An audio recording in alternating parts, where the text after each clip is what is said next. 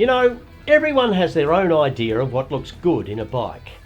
And just the same as people, they come in all different shapes and sizes. Motorcycle displays are a bit like an old public flogging. They tend to bring like-minded people together. And if we're going to get this Katana together, we'd better press on.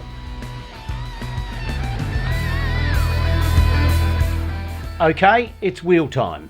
Now bear in mind, this pair of 40-year-old wheels have seen more rubber changes than Charlie Sheen, but unlike Charlie, they still scrub up okay.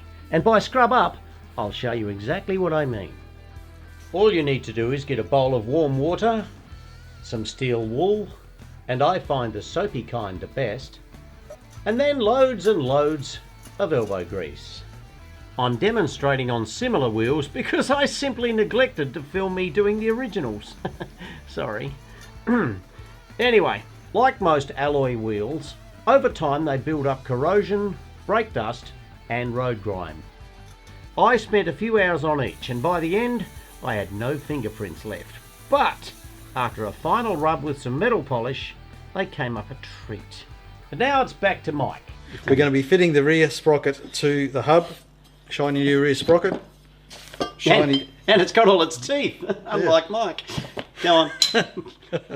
And a shiny second-hand hub, and this is a recycled hub, as in we got it second-hand from another fella, because the one that came with the bike, as you can see, the holes are flogged out because he had the wrong size bolts in.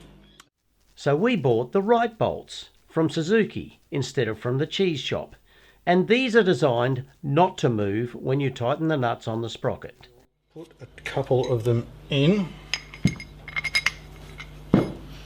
Sprocket on. In case you've wondered, Mike does like a small daub of thread locking compound from time to time. Anyway, then he drops on his locking tabs, pops on the nuts, tightens them up, and Bob's your uncle. You may recall seeing this from our first episode in Trade Tips. This happens when the cush drive rubbers are worn out, so check them for wear and tear before refitting the wheel. Ours were okay, so Mike chucks them back in.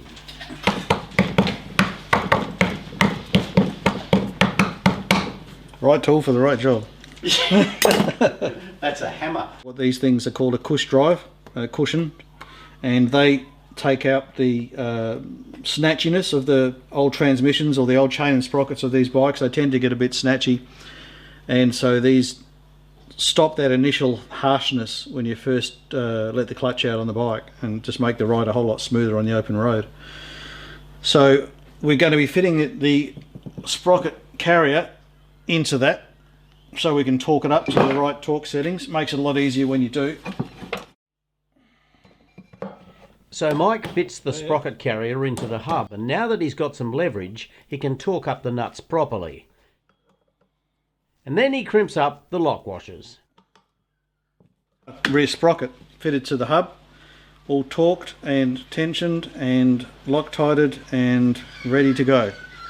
Okay, now we're going to assemble the rear wheel into the frame. We're going to assemble the axle into the rear wheel first before we actually mount it, so it just makes it a bit easier than trying to slide the axle through and hold the spacers in the wheel at the same time. You need 4 hands and it's just overly.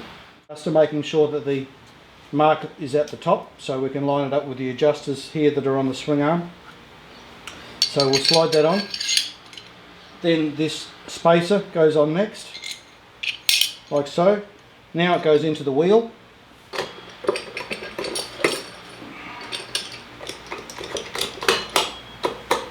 All the way through.